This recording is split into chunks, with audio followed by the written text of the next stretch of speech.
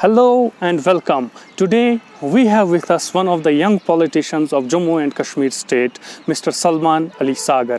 Mr. Salman joined National Conference in 2000. He became Deputy Mayor of Srinagar city in 2006 and Mayor in 2008. He has also a distinction of being India's youngest mayor at the age of 26. Rising through the ranks, he finally became National Conference's Youth Wing President in 2013. Today he will be talking about a wide range of issues, including the recently held parliamentary elections and about the previous PDP-BJP coalition government. Let's hear him out. Let me begin by asking you, what are your prospects of winning the parliamentary elections? We are inshallah very much hopeful that we will take all the 3 seats, and one we have supported in Ladakh. We are sure that independent candidate in Ladakh will win. So almost we are sure we'll get 4 seats, minimum 4 seats, inshallah. You are sure on South Kashmir as well? Yes, we are sure, but rest you can't be like, I'm not there, like we have not voted ourselves. We can just see the ground situation and feedback from our workers and the trend there. You can see the very low voter turnout in Anantnag, then very low turnout in Bijbihara, and the people who voted, they are strongholds of almost National Conference and Congress, like Noorabad, Pahalgam, and Kokarnag, and in fact in Pampur, which is our candidate's hometown. So I think inshallah, most probably we are very hopeful we will be winning all the 3 seats from Kashmir. Has Justice Masoodi turned out to be a better candidate than the previous ones?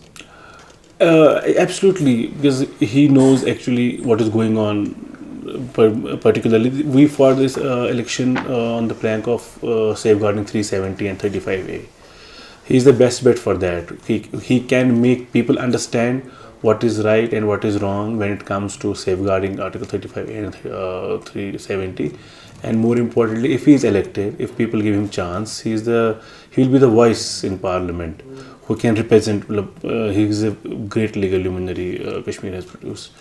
So we believe in present times, in present situation, he is the best candidate who can defend in Parliament and outside Parliament 35A, which is a main plank for elections of 2019. By this same yardstick, do you think Mohammed Akbar Lon Sahab can defend it in the Parliament as well? See, we need both political advice as well as legal advice when it comes. We need political leadership there. But do you think that Mohammed Akbar Lon Sahab has the capability of speaking Absolutely. On that Why platform? not? He remained speaker, he remained MLA thrice, and he remained minister. He has experience, he's a vast experience, he's a lawyer himself. But we saw what he did when he was speaker.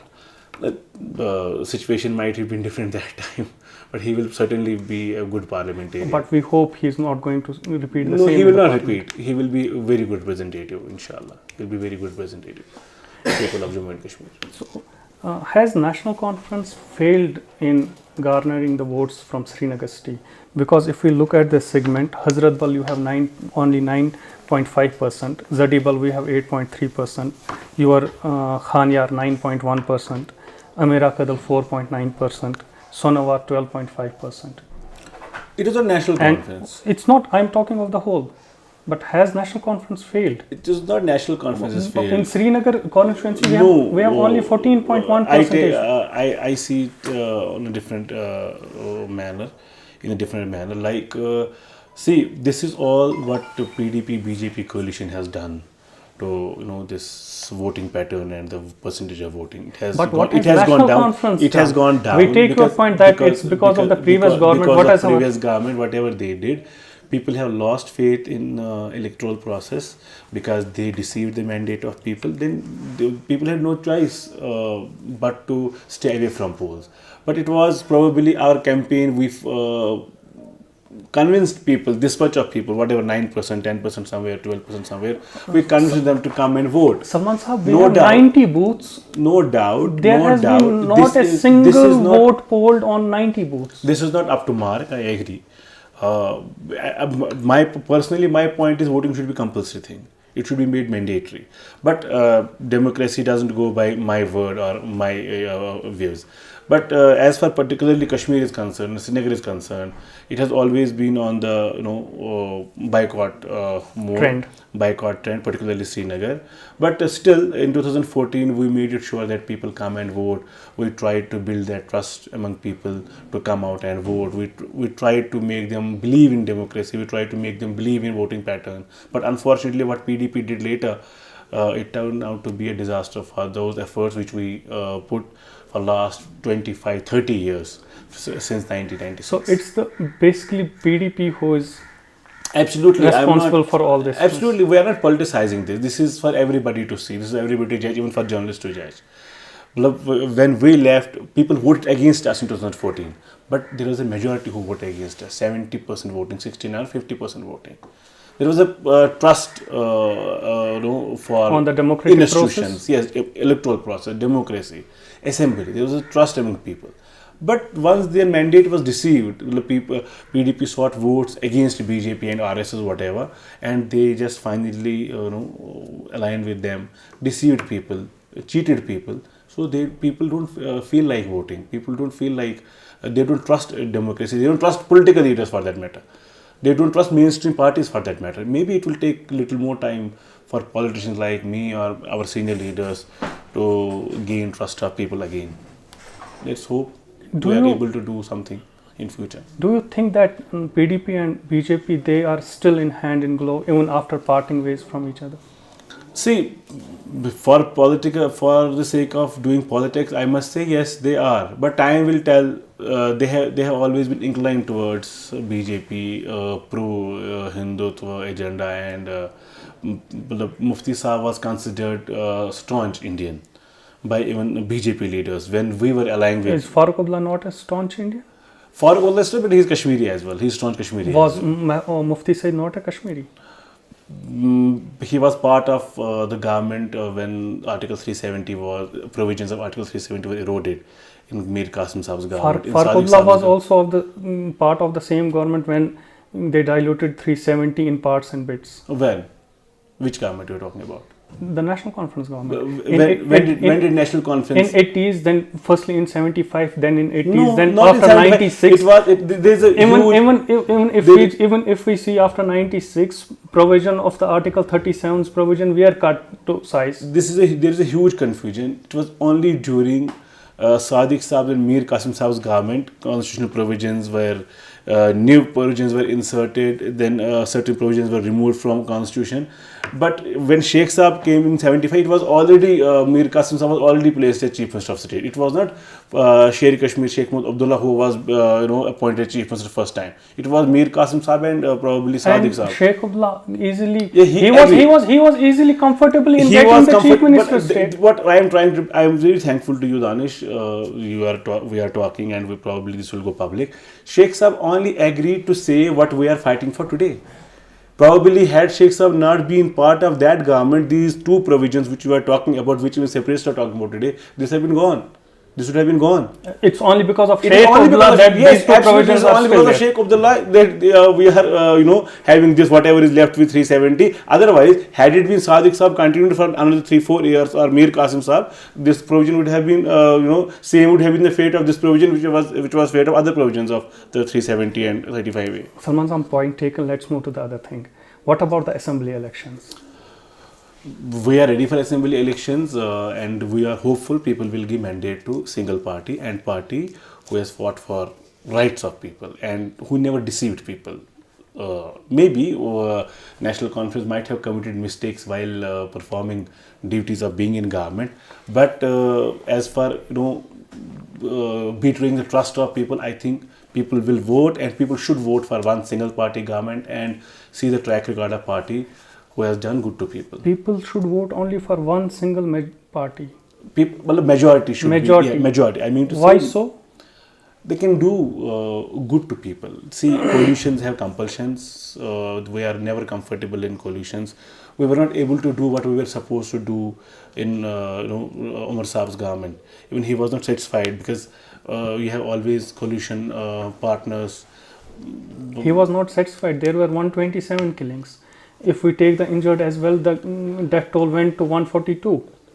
Agreed, but Afzal Guru was hanged. Afzal in Guru was his hanged, tenure. but he made it very clear that he did not sign his Curfew hanging. was lifted and imposed from New Delhi. Curfew was imposed. There is no doubt about that. Curfew was supposed to be imposed. Absolutely, But it was There would have imposed been from New Delhi. huge- Chief Secretary would impose and take up the curfew. Afzal Guru was hanged, and we expect curfew. We did not expect people to open shops and as business establishment. We did not expect to have normal life when Afzal Guru was hanged. Government was supposed to take measures to prevent casualties, to prevent situation from turning to worst. So curfew was placed in order to maintain law and order. And as for And you failed in 2010. You accept it. we failed, but there is a background. There is a background. What is the background? Background is none other than the Chief of Army of Indian Staff, V.K. Singh, who is presently the Defense, probably Foreign Minister, MOS Foreign Affairs. He said we gave assistance to few people in government to dislodge Umar Abdullah's government, to install some other person as chief minister who he sees God in him. No, everybody is aware who the person is. He said there were some almost 2 crore or 3 crore rupees he has spent to destabilize Umar Abdullah government. All such stuff. So I don't think we need to talk about that anymore. But there were efforts on the part of agencies to dislodge Umar Saab's government, but still he tried to maintain that. He tried to come out of that mess.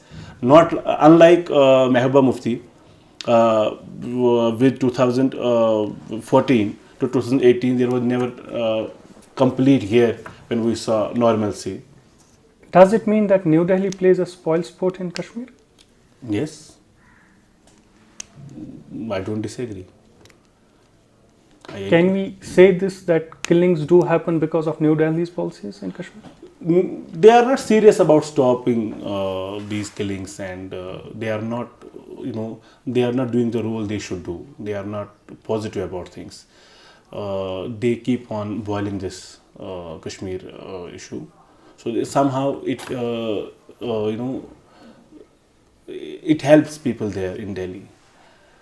To have Kashmir like this, it helps people in Delhi. Certain people in Delhi. Sagar Sahab, hypothetically, if there is a fractured mandate again in the assembly elections, would you align with BJP? See, Umar Saab, I'm nobody to talk about that because there's a topmost leadership who was taking decisions. But we are sure what Umar Saab has said all along these 5 years, that he will never ever align with BJP. What it looks like is, in case if such situation arises, probably he will not form government with BJP. He will in fact prefer to remain in opposition rather than being part of any government which BJP will be part of. Point well taken. Salman Sahab, security withdrawal has been a pressing issue for your cadre. Yes. Your views about it? That is something, because the killings have happened consistently. These are pressurizing tactics. They don't want political parties like National Conference to participate, to be among people, to go to people. They want certain what do you mean? Agencies, state administration, certainly it's government administration. They have to take it. If this is at the instance of government administration, security is being withdrawn and people are being killed. So this is to squeeze the political activities of particular political parties, so that few individuals, few organizations can just go to people, seek votes, seek support, do political activities. But why do you think so that they are suppressing the National Conference? This is for everybody to see. But otherwise, what was the fun of not holding assembly elections? It was only that there are security concerns. There are no security. If you can hold panchayat polls, if you can hold local body polls, if you can hold parliamentary polls in 4 phases, if you can hold assembly. Well, they can justify by saying that there was only 2.3% voting for districts of Pulwama and Shopaya. So how does that help their argument? Voting, 1,000 votes are 1 lakh votes. People get elected. This has been the trend since '96. There's always a low percentage. Low percentage can never be the basis for not holding elections. The only thing which we feel is, which National Conference, in fact the larger point of view is now, that elections were deferred only to stall NC's coming to power, which was evident that people are supporting national conference. This is what we feel. But why do you feel so that it was elections were not held Yes. only to stop you? Why do you feel so? Modi sir, PDP can claim the same thing. Even See, People's this is- Conference can this- claim the same thing. People's Conference got claimed it is at the best of almost People's Conference. Elections are not being held, and as for PDP is concerned, they have lost credibility, they have lost faith. That is visible when it comes to when we just saw the recently held elections in Anantnag, Bijbihara, Pahalgam. What was the response to Mehbooba Mufti from her elsewhere stronghold, the Western. So I think national conference was the only alternative to people. In fact, is the only alternative to people. That is the reason people in Delhi were scared that probably national conference will come with majority, and they have stalled the process. You also protested against the ban on Jamaat. Yes, we protested and ban on Jamaat. Absolutely. Why so? They have been your arch rivals. So archive doesn't mean that we should stop their activities. National Conference never said that. We were in power twice. But Jamaat Islami and National Conference has a historical. Yes, we have differences, very ideological differences. We don't share, that political intimacy. But that doesn't mean that they should not be allowed to, talk. They should not allow to, put their point of view in public domains. So, Same goes for JKLF as well. yes, absolutely. Same goes to JKL. Salman Saab, pleasure talking to you. Thank you. Thank you.